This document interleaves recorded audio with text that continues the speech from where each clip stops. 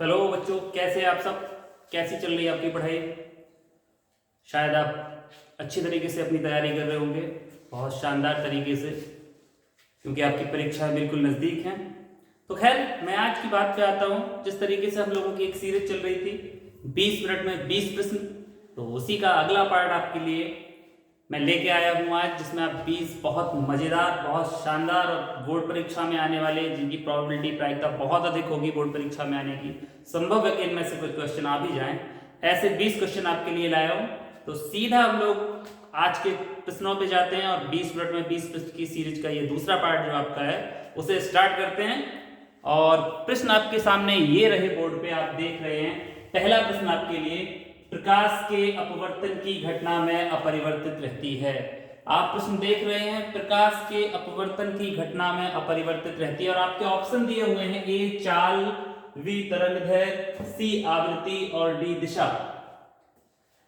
ये चार ऑप्शन आपके दिए गए हैं, तो आपके दिमाग में तुरंत आ रहा होगा चाल तो बदल ही जाती है अपवर्तन में, यही कारण ही होता है। तरंगदैर्घ्य भी बदल जाती है जब चाल बदलेगी, दिशा भी बदल जाती है। आपने पढ़ा होगा कहीं अवलंब से दूर और अवलंब से पास हटते हैं, तो ये तीनों चीजें बदल जाती हैं। तो फिर आपका आंसर कौन सा सही होगा? आपका आंसर होगा सी, यानी कि आवृत्ति। प्रकाश के अपवर्तन की घटना में आवृत्ति अपरिवर्तित रहती है। ठीक है, दूसरा प्रश्न आपके लिए, दूसरा सवाल है, कोई प्रकाश किरण सघन माध्यम से विरल माध्यम में जाती है तो वो मुड़ जाती है। ध्यान करिए आप लोग, जब कोई प्रकाश किरण सघन माध्यम से विरल में जाती है तो कहां की ओर मुड़ती है? आपके ऑप्शन दिए हुए हैं, अवलंब से दूर, अवलंब के पास, सीधी निकल जाती है, इनमें से कोई नहीं। तो आपको पता है कि जब कोई प्रकाश किरण सघन माध्यम से विरल माध्यम में जाती है तो अपवर्तन की घटना घटती है, और अपवर्तन की घटना में प्रकाश किरण मुड़ जाती है तो सीधी निकल जाती है, तो खत्म ही हो गया। इनमें से कोई नहीं खत्म हो गया। अब आपके पास दो ऑप्शन बचे हुए हैं, अवलंब से दूर, अवलंब के पास। अच्छा, एक चीज और है, अगर कभी आप लोग फंस जाओ किसी सवाल में, तो आपको ध्यान देना है कि आप ऑप्शन एलिमिनेशन जो होता है, यानी कि अपने दिमाग का इस्तेमाल करके ये पता कर सकते हैं कि आखिर कौन कौन से ऑप्शन इसके सही नहीं है, जिससे आप वो ऑप्शन हटा दोगे और बाकी ऑप्शन में कंपैरिजन कर लोगे, तुलना कर लोगे, तो आप सही आंसर तक पहुंच सकते हो। खैर, ये तो अलग बात है जब आप फंस जाओ तब के लिए, लेकिन आपको चूंकि अच्छे से सारी चीजें पता है, पता होनी चाहिए, तो सीधा आपको पता होगा कि इसका आंसर क्या होगा। जब कोई प्रकाश किरण सघन माध्यम से विरल माध्यम में जाती है तो वो अवलंब से दूर हट जाती है, यानी कि आपका ऑप्शन ए सही है। ठीक है, समझ में आई ये बात। तीसरा क्वेश्चन आपके लिए, अपवर्तन से संबंधित स्नेल का नियम। ये तो बहुत सरल दिया हुआ है, अपवर्तन से संबंधित स्नेल का नियम। पहला ऑप्शन दिया हुआ है sine i equal sine r, दूसरा ऑप्शन दिया हुआ है sine i upon sine r equal to constant, यानी कि नियतांक। तीसरा ऑप्शन दिया हुआ है sine i into sine r equal to नियतांक, और डी दिया हुआ है ए व बी दोनों। तो इसमें तो कोई बात करने की जरूरत ही नहीं है, आप लोग तुरंत समझ जाते हो कि sine i upon sine r equal to नियतांक, यही स्नेल का अपवर्तन का नियम होता है। तो आपका बी पार्ट सही है। चौथा क्वेश्चन आपका है, बीच में मोटे व किनारों पर पतले लेंस होते हैं, और ऑप्शन दिए हुए हैं आपके उत्तल, अवतल, ए व बी दोनों, इनमें से कोई नहीं। तो आप लोगों को याद होगा, आपने लेंस पढ़े होंगे कि ये जो लेंस होते हैं जो बीच में मोटे होते हैं और किनारों पर पतले होते हैं, ये कौन से लेंस मोटे होते हैं और किनारों पे पतले होते हैं, वो कौन से लेंस कहलाते हैं? ये उत्तल लेंस कहलाते हैं। और यही मैं आपको बता दूं कि जो लेंस बीच में पतले होते हैं, किनारों पे मोटे होते हैं, वो कौन से लेंस कहलाते हैं? वो अवतल लेंस कहलाते हैं। ये तो आपने बहुत अच्छे से पढ़ा होगा, बहुत सरल भी है। तो आपका कौन सा सही है? बीच में मोटे व किनारों पे पतले। आपको दिखाई दे रहा है कौन से लेंस? आपको ऑप्शन ही दिमाग में नहीं लगाना, बिल्कुल यही सही है आपका ये पार्ट, यानी कि वो उत्तल लेंस होते हैं। ठीक है, मजा आ रहा है ना आपको? ओके, यहां देखो आप, पांचवा क्वेश्चन, किस माध्यम में प्रकाश की चाल सर्वाधिक होगी? कैरोसिन, जल, कांच या निर्वात? ये आपको पता है कि प्रकाश की चाल सर्वाधिक निर्वात में होती है। अगर वो कैरोसिन में होगी, इसका कुछ अपवर्तनांक होगा, इसका भी कुछ अपवर्तनांक होगा, इसका भी कुछ अपवर्तनांक होगा, यानी निर्वात के सापेक्ष ये सारे जो है वो सघन माध्यम है, तो इनमें प्रकाश की चाल कम होगी। और वैसे भी आपको पता है कि सर्वाधिक चाल कहाँ होती है? निर्वात में। तो आपका डी ऑप्शन ये बिल्कुल सही है। ठीक है, अब देखिए छठवां क्वेश्चन आपका, लेंस की क्षमता का मात्रक होता है। लेंस की क्षमता याद आ रहा होगा, थोड़ा सा हम आपको यहाँ ध्यान दिला दें। लेंस की क्षमता, लेंस की क्षमता का फॉर्मूला होता है P बराबर 1/f, जहां f आपकी काय में होती है? मीटर में होती है। तो ये लेंस की क्षमता होती है, सब लोगों को याद आ रहा होगा, थोड़ा सा हमने ध्यान दिला दिया। इसमें पूछा है लेंस की क्षमता का मात्रक होता है। पहला ऑप्शन मीटर है, दूसरा ऑप्शन मीटर इनवर्स है, तीसरा ऑप्शन डायोप्टर है और चौथा है V व C दोनों। अच्छा सवाल है। ये देखो हमने फॉर्मूला लिख दिया बच्चों, देखो यहाँ पे कितना सरल है। P बराबर 1/f, 1/f मतलब 1 मीटर, यानी कि मीटर इनवर्स। तो मीटर इनवर्स भी हुआ, और आपको पता है लेंस की क्षमता का मात्रक डायोप्टर भी होता है, यानी कि मीटर इनवर्स भी ये आंसर सही है और डायोप्टर भी सही है। जब इसमें दोनों आंसर सही हैं तो फिर आप चेक करो आपका डी पार्ट जो है इसमें दिया हुआ है V व C दोनों, तो आपका डी पार्ट बिल्कुल सही आंसर होगा। इसमें आपको बिल्कुल भी परेशान नहीं होना है। इन सवालों में आपको मजा आ रहा होगा। ठीक है, आगे देखते हैं। दूरदृष्टि दोष को दूर करने में प्रयुक्त होता है, बहुत सरल है। ऑप्शन क्या है एक बार देख लेते हैं। अवतल लेंस, उत्तल लेंस, ए व बी दोनों, इनमें से कोई नहीं। तो आपको पता है कि दूरदृष्टि दोष को दूर करने के लिए कौन सा लेंस प्रयुक्त होता है? उत्तल लेंस। तो आपका कौन सा पार्ट सही है? वी पार्ट सही है। इसी के साथ आपको यह भी ध्यान रखना है, इसी के साथ निकट दृष्टि दोष के लिए, निकट दृष्टि दोष, इसके लिए कौन सा लेंस होता है? इसके लिए अवतल होता है। ये भी आपको दिमाग में रखना है, ठीक है। तो दूरदृष्टि दोष के लिए उत्तल लेंस। 8वां क्वेश्चन आपका है आज की सीरीज का, अपसारी लेंस कहते हैं उत्तल लेंस को, अवतल लेंस को, ए व बी दोनों, इनमें से कोई नहीं। अपसारी लेंस कहते हैं जो प्रकाश किरणों को अपसरित करते हैं। अपसरित का मतलब क्या हुआ? प्रकाश किरणों को फैलाते हैं। अभिसारी, पहले मैं अपसारी की बात कर लूं तो अपसारी लेंस कौन से होते हैं? जो प्रकाश किरणों को फैलाते हैं। और प्रकाश किरणों को कौन से लेंस फैलाते हैं? अवतल लेंस।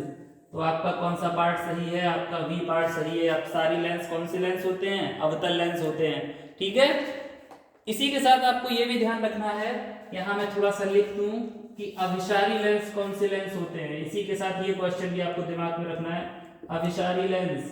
तो आपको ध्यान है कि अभिसारी लेंस किन्हें कहते हैं? हम उत्तल लेंस को कहते हैं। तो ये आपके 8 क्वेश्चन यहाँ पे कंप्लीट हुए।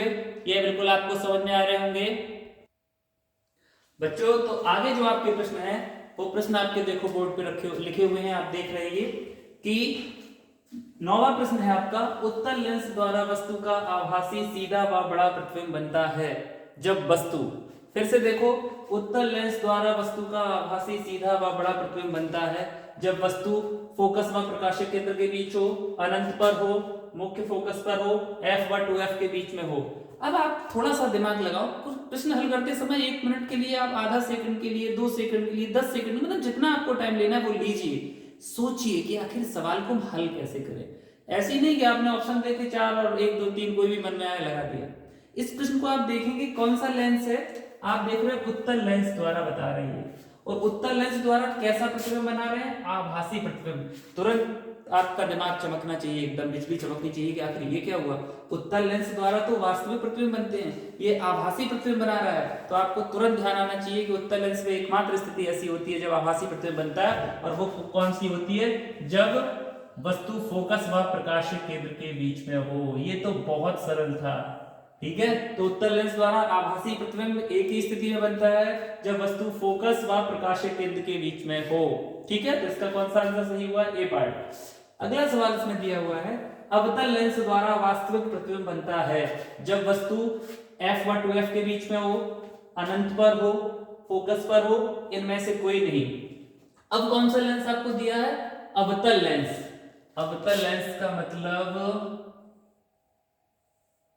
यही तो अवतल लेंस होता है, ठीक है। अवतल लेंस में कौन सा प्रतिबिंब बना रहे हैं? वास्तविक प्रतिबिंब। वास्तविक प्रतिबिंब मतलब अच्छा जी, ये तो सवाल बनाने वाले बहुत खेल खेल रहे हैं, कमाल कर दिया इसमें तो। इस सवाल में तुरंत देखो, जैसे ही अवतल लेंस बनाया कि एकदम दिमाग में बिजली चमकनी चाहिए, आखिर ये क्या हुआ। अपन लोगों को फंसा रहे जी, अपन तो फंसवी वाले नहीं है कि नहीं। अपन जैसे बोलते हैं तो इसमें कि अपनी मातृभाषा ऐसी तो बोलते हैं ना अपन लोग, अपन के कैसे फंसाएंगे जी, तो अपन तो फंसवी वाले नहीं है। तो यहाँ देखो अवतल लेंस दिया और आपके दिमाग में तुरंत चमकना चाहिए कि अवतल लेंस से तो कैसे प्रतिबिंब बनते हैं? अवतल लेंस से आभासी प्रतिबिंब बनते हैं। और इन्होंने क्या कह दिया? अवतल लेंस द्वारा बना वास्तविक प्रतिबिंब, और वो भी ऑप्शन में दिया f व 2f के बीच, अनंत पर, फोकस पर, इनमें से कोई नहीं। आज दिमाग में आया आपको कि हमेशा अवतल लेंस से कैसे प्रतिबिंब बनते हैं? आभासी प्रतिबिंब बनते हैं। ये वाली सिचुएशन होती ही नहीं है यहाँ पे, इसका मतलब कौन सा आंसर हुआ, इनमें से कोई नहीं, यानी कि डी पार्ट। ये आप हमेशा ध्यान रखना, अवतल और आभासी का खेल होता है, इसमें वास्तविक दिया है, तो ये सारे ऑप्शन गलत है, इनमें से कोई नहीं, यानी कि इसके द्वारा कभी भी वास्तविक प्रतिबिंब नहीं बनता है। ठीक है, 11वां सवाल आपका है, उत्तल लेंस द्वारा अनंत पर स्थित वस्तु का प्रतिबिंब कहां बनता है। अनंत पर स्थित वस्तु का प्रतिबिंब, ऑप्शन दिए हुए हैं, फोकस पर, प्रकाशीय केंद्र पर, अनंत पर, इनमें से कोई नहीं। तो आपके दिमाग में तुरंत आना चाहिए कि अनंत पे रखी हुई है वस्तु, तो अनंत पे तो बनेगा ही नहीं, ये तो गलती हो गया तुरंत ही। ठीक है, इनमें से कोई नहीं भी गलत हो गया, क्योंकि कोई एक ऑप्शन। तो अब आप इन दो में देखो, उत्तल लेंस द्वारा अनंत पर स्थित वस्तु का प्रतिबिंब कहां बनेगा। आप बस आपको तुरंत फोकस, प्रकाशीय केंद्र, तो प्रकाशीय केंद्र पर तो प्रतिबिंब बनना ही नहीं है, इसका मतलब आपका आंसर क्या सही हुआ, ए पार्ट कहां बनेगा, फोकस पर। ठीक है, अब अगला सवाल जो है आपका 12वां सवाल, वो आपके सामने लिखा हुआ है, आप पढ़ पा रहे हैं शायद, कि अवतल लेंस की फोकस दूरी होती है, अवतल लेंस की फोकस दूरी होती है। ऑप्शन दिए हुए हैं, धनात्मक, ऋणात्मक, धन व ऋण दोनों, इनमें से कोई नहीं। ये तो बहुत सरल क्वेश्चन है, देखते ही आपने आंसर बता दिया होगा। अवतल लेंस की फोकस दूरी कैसी होती है, ऋणात्मक, यानी कि इसका बी पार्ट सही है। और इसी के साथ आपको तुरंत ध्यान रखना है कि उत्तल लेंस की कैसी होती है फोकस दूरी, उत्तल लेंस की फोकस दूरी आपके दिमाग में तुरंत आना चाहिए, उत्तल लेंस की कैसी होती है, पॉजिटिव होती है, और अवतल लेंस की कैसी होती है, नेगेटिव होती है, यानी कि ऋणात्मक होती है। ठीक है, अगला सवाल देखिए, किसी लेंस की फोकस दूरी -20 सेंटीमीटर है तो लेंस की क्षमता होगी।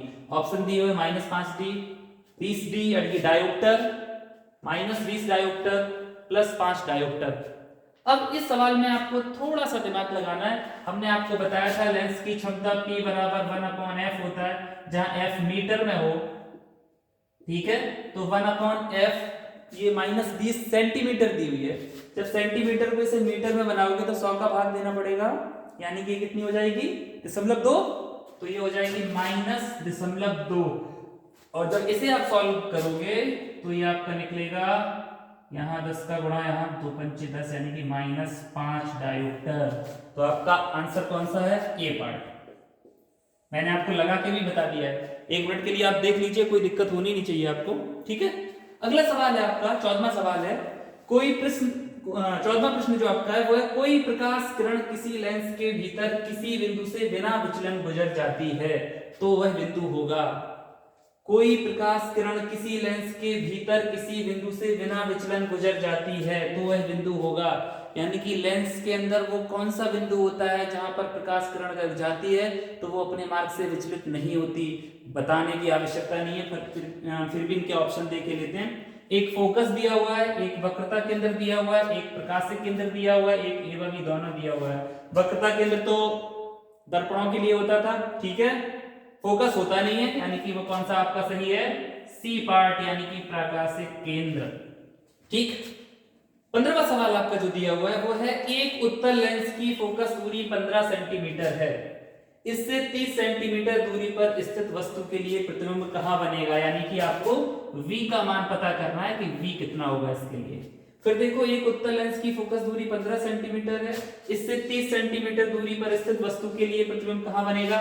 तो आपको पता है कि फोकस दूरी इसमें f कितनी दी हुई है, f दी हुई है आपकी 15 सेंटीमीटर।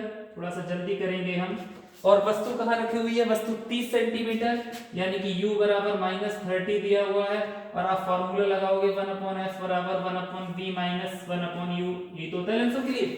ठीक है, तो आपका आएगा 1/15 equal 1/v minus 1/-30, minus minus plus हो जाएगा, इस तरफ ले आओगे तो 1/v निकलेगा 1/15, ये प्लस होके फिर इस तरफ माइनस हो जाएगा -1/30, और जब इसे आप सॉल्व करोगे तो 15 दूनी 30, ठीक है, 15 दूनी 30, तो ये आपका हो जाएगा 2 माइनस 1/30, यानी कि 1/30। तो आपका आंसर आ रहा है v बराबर 30। सॉल्व कर लेना, थोड़ा सा हो सकता है बोर्ड में नीचे ना आ रहा हो, पर आप उसे देख लेना, सॉल्व करना है केवल। तो आपका आंसर कितना हो जाएगा इस 15वें का, आपका आंसर 30 सेंटीमीटर सही है। ठीक है, 30 निकला इसी फार्मूले से, ये तो दिख रहा होगा ना, f बराबर 15 और u बराबर 30, ये फार्मूला भी दिख रहा होगा, इसे बस आगे सॉल्व करना है आपको। ठीक, 30 देखो इस सवाल में भी कलाकारी थी, सवाल लगाने के बाद आपके दिमाग में आ रही होगी चीज। मैं पहले भी बता सकता था पर मैंने पहले आपको बताया कि ये फॉर्मूले से लगाया जाए। इसके बाद कलाकारी क्या इस सवाल में है, थोड़ा सा जो आप पढ़ने वाले बच्चे को ध्यान दें। फोकस दूरी 15 दी हुई है और वस्तु रखी हुई है 30 सेंटीमीटर पे, यानी कि F 15 दी हुई है और आपकी U दी हुई है 30, यानी कि वस्तु रखी कहाँ है, वस्तु रखी हुई है 2F पे। U बराबर क्या निकल के आ रहा है, ये 2F ही तो है, F 15 है और ये 30 है। और आपको पता है अगर कोई वस्तु 2F पे रखी हुई है तो उसका प्रतिबिंब 2F पे ही बनता है दूसरी तरफ। तो आपको इस सवाल को पढ़ के ये एक भी कैलकुलेशन करने की जरूरत नहीं थी, जो पढ़ने वाले बच्चे, यही तो बस दिमाग का प्रयोग होता है। आपको तुरंत ध्यान देना था कि फोकस दूरी 15 है, F का मान, वस्तु 2F यानी कि 30 पे रखी हुई है, तो इसका प्रतिबिंब दूसरी तरफ कहां बनेगा, 2F पे बनेगा, यानी कि 30 सेंटीमीटर पे सीधा आंसर देना था आपको। ठीक है, तो ये आपके 15वां सवाल हुआ। तो बच्चों आपके लिए अगला सवाल जो है इस सीरीज का 16वां प्रश्न आपके लिए, 20 प्रश्नों की हमारी सीरीज थी, बिल्कुल हम आ ही चुके हैं 16वें सवाल पे। 16वां सवाल है, किसी गोलीय दर्पण व किसी पतले गोली लेंस दोनों की फोकस दूरियां -15 सेंटीमीटर है, दर्पण व लेंस संभवतः होंगे या संभवतः हैं। किसी गोलीय दर्पण और किसी पतले गोलीय लेंस दोनों की फोकस दूरियां -15 है और ऑप्शन दिए हुए हैं दोनों अवतल, दोनों उत्तल, दर्पण अवतल व लेंस उत्तल, दर्पण उत्तल व लेंस अवतल। अब इसमें आपको दिमाग लगाना नहीं है, बिल्कुल आपको पता है -15, तो चाहे वो दर्पण हो या लेंस, दोनों अवतल होते हैं तभी उनकी फोकस दूरियां ऋणात्मक होती है, यानी कि अवतल लेंस की फोकस दूरी भी ऋणात्मक होती है और अवतल दर्पण की फोकस दूरी भी ऋणात्मक होती है। और इन्होंने कहा गोलीय दर्पण व गोलीय लेंस दोनों की फोकस दूरियां -15 है, ये नेगेटिव है जैसे ही, तो आपको तुरंत दिमाग में आना चाहिए कि दोनों क्या होंगे, दोनों अवतल होंगे, कोई दिक्कत इसमें, तो आपका ए पार्ट बिल्कुल सही है। ठीक है, 17वां सवाल आपके लिए दिया हुआ है, लेंस के लिए UVF में संबंध होगा। बहुत सरल है ये, ऐसा शायद प्रश्न हमने दर्पणों के लिए भी आपको दिया हुआ था पिछले जो वीडियो था उसमें, और ये लेंस के लिए आपसे पूछा गया है, लेंस के लिए UVF में संबंध होगा और ऑप्शन दिए हुए हैं 1/f = 1/v + 1/u, 1/f = 1/v - 1/u, a व b दोनों इनमें से कोई नहीं। तो आपको पता है ये बिल्कुल सरल है, आपको याद होगा कि ये वाला जो होता है वो काहे के लिए होता है, वो दर्पणों के लिए होता है, 1/f = 1/v + 1/u, और ये वाला होता है वो काहे के लिए होता है, लेंसों के लिए। तो आपका बी पार्ट सही है, यानी कि सही आंसर होगा 1/f = 1/v - 1/u। अगला सवाल आपका 18वां सवाल इसका, हीरे का निरपेक्ष अपवर्तनांक 2.42 है, हीरे में प्रकाश की चाल होगी। ये थोड़ा सा आपको देखना पड़ेगा, निरपेक्ष अपवर्तनांक दिया हुआ है और आपसे पूछा गया है कि हीरे में प्रकाश की चाल, तो निरपेक्ष अपवर्तनांक क्या होता है, आपको याद होगा हीरे का निरपेक्ष अपवर्तनांक क्या होगा, ये सवाल है।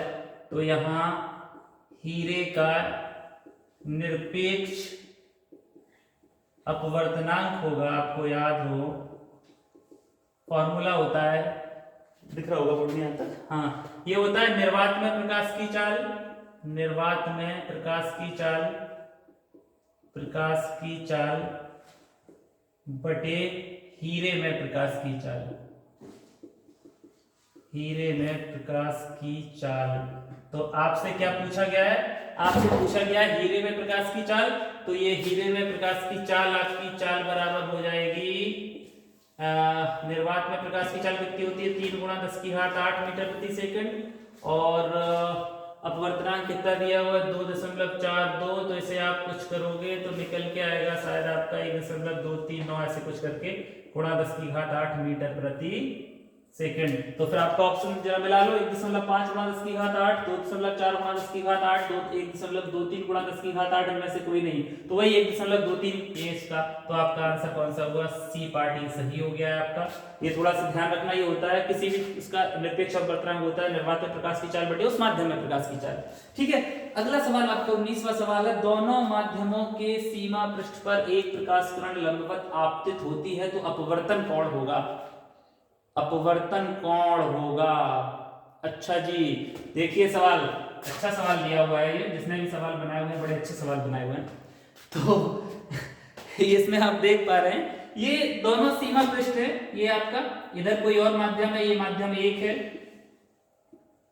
और ये माध्यम 2 है, मैंने आपको बताया भी होगा शायद कभी, ये माध्यम 2 है और इस पर लंबवत कोई किरण आपतित हो रही है। ये तो है, दोनों माध्यमों की सीमा पृष्ठ पर एक प्रकाश किरण लंबवत आपतित होती है, तो अपवर्तन कोण क्या होगा आपको दिमाग में रखना है कि अगर कोई किरण लंबवत आपतित होती है तो वो बिना विचलित हुए सीधी निकल जाती है, और जब वो सीधी निकल जा रही है यानी कि कोई विचलन ही नहीं हुआ उसमें, तो फिर विचलन कोण या अपवर्तन कोण जो होगा वो कितना होगा, वो आपका 0 डिग्री होगा, यानी कि मतलब 0 डिग्री सीधी निकल जाएगी वो प्रकाश का। ठीक है, अब आपका लास्ट सवाल जो है और 20वां सवाल इस सीरीज का कि एक 15 सेंटीमीटर की फोकस दूरी वाला अवतल लेंस किसी वस्तु का प्रतिबिंब 10 सेंटीमीटर दूर बनाता है, वस्तु से लेंस की दूरी क्या होगी। ठीक है, तो इसे तो आपको सॉल्व भी करना पड़ेगा। ये सवाल आपका f इक्वल कितना दिया हुआ है, 15 सेंटीमीटर फोकस दूरी वाला अवतल लेंस है, और अवतल लेंस मतलब फोकस दूरी नेगेटिव -15 सेंटीमीटर। ठीक है, और किसी वस्तु का प्रतिबिंब 10 सेंटीमीटर दूर बनाता है। अवतल लेंस से प्रतिबिंब कैसे बनते हैं ये भी आपको याद रखना होगा। तो ये आपकी जो v दी हुई है वो भी कितनी हो जाएगी, -10 हो जाएगी, 10 सेंटीमीटर।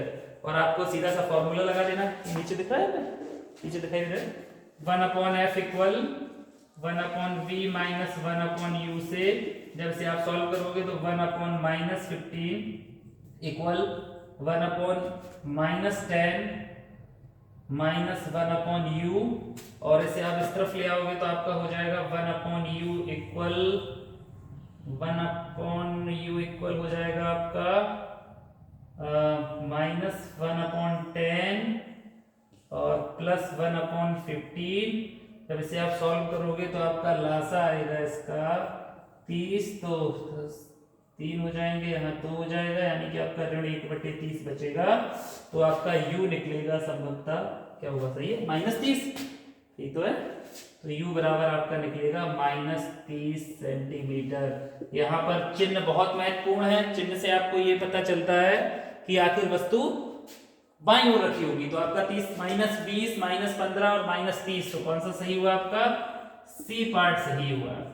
तो आपके ये यहाँ पे 20 क्वेश्चन हो गए। अच्छा, इस सवाल में एक चीज मैं आपको बताऊं, सपोज दैट ये तो सवाल हो ही चुका है, अब आपने देख लिया है शायद सबने। इसमें अगर ऐसा सवाल होता कि एक 15 सेंटीमीटर की फोकस दूरी वाला अवतल लेंस किसी वस्तु का प्रतिबिंब 10 सेंटीमीटर दूर बनाता है, वस्तु से लेंस की दूरी क्या होगी, और आपके ऑप्शन अगर ऐसे ना होते, ठीक है, बाई चांस, इसमें तो ये सवाल बड़े कलाकारी से बनाए गए हैं, बहुत मेहनत करके बनाए गए हैं, इसलिए इन सवालों में ये थोड़ी सी दिक्कत। और बाई चांस आपके ऑप्शन ऐसे होते, जो मैं नए ऑप्शन लिख रहा हूं, यहां आप लोग ध्यान दे रहे हैं, एक 20 सेंटीमीटर होता, दूसरा 15 सेंटीमीटर होता, और तीसरा -30 सेंटीमीटर होता, और चौथा जो आपका है वो मान लो 10 सेंटीमीटर, जिसमें दिया हुआ 10 सेंटीमीटर होता। कहीं ऐसे ऑप्शन होते और आपसे यही सवाल पूछा जाता, आपको दिमाग ही नहीं लगाना था।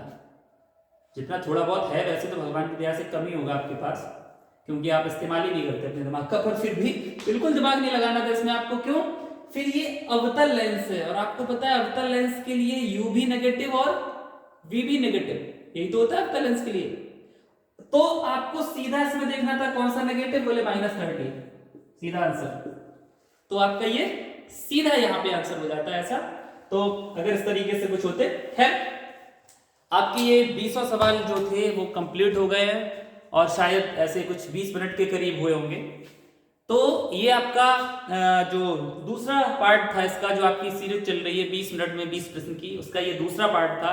बहुत महत्वपूर्ण सवाल आपके लिए मैं लेके आया हुआ हूँ।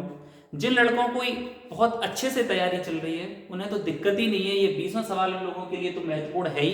पर मैं उन लड़कों से भी खासकर कहना चाहूंगा कि जिन्होंने तैयारी के नाम पे 0 चल रहा है, जिनका बिल्कुल भी तैयारी नहीं उनकी चल रही है अभी तक, और वो परेशान हो रहे हैं कि आखिर कैसे करके किया जाए, कैसे नंबर सही लाए जाए, कैसे अच्छे नंबर प्राप्त करे जाए। तो उनके लिए भी मैं बताया दे रहा हूं कि आप इन सवालों को आंख बंद करके याद कर लो, लगा लो, कुछ भी कर लो।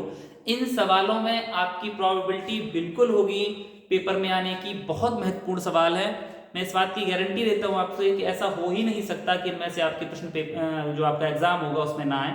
तो जिन बच्चों को आता है उनके लिए तो महत्वपूर्ण है ही है, और जिन बच्चों की कम तैयारी है उनके लिए ये बहुत महत्वपूर्ण है। तो आप सारे लोग इन सवालों को बड़े अच्छे से लगाइए और मेहनत करके लगाइए। और जो सवाल आप एकदम इन्हें याद कर लीजिए, मैं एक तरीके से कहूंगा, समझ लीजिए, याद कर लीजिए, क्योंकि इन सवालों में पेपर में आप बिल्कुल देखेंगे। अच्छे से पढ़ाई करिए, आगे ये सीरीज आपकी अभी और फिजिक्स के लिए चलेगी। आशा करते हैं कि आप अच्छे से पढ़ेंगे, अपना स्वास्थ्य का ख्याल रखेंगे। बहुत बहुत धन्यवाद आप सभी का।